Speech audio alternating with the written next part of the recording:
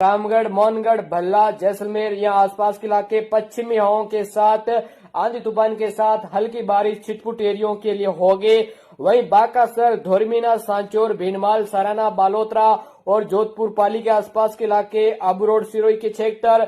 इसी के अलावा दक्षिणी राजस्थान की बात करें तो दक्षिणी राजस्थान के उदयपुर, भिंडर, सलूंबर, डूंगरपुर, बांसवाड़ा यानी यहाँ पर अच्छी बारिश, एक दो जगहों के लिए भारी बारिश की संभावना रहेगी। यानी जारोल, गोकुंदा, उदयपुर, जगत के इलाके,